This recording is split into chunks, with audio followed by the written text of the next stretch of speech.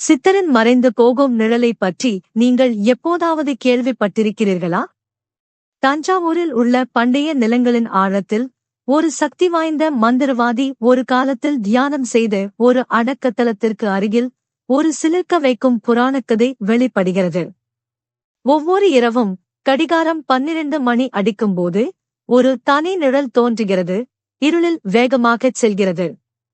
இது சித்தரின் ஆவி என்று உள்ளூர்வாசிகள் கூறுகிறார்கள். ஆனா இங்கே அது உண்மையிலேயே திகிலூட்டும்.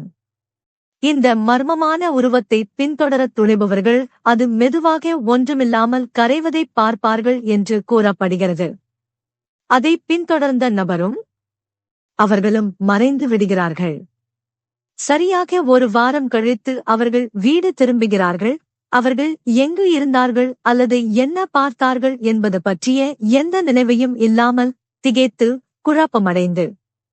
அந்த இழந்த வாரத்தில் என்ன நடக்கிறது? யாருக்கும் தெரியாது.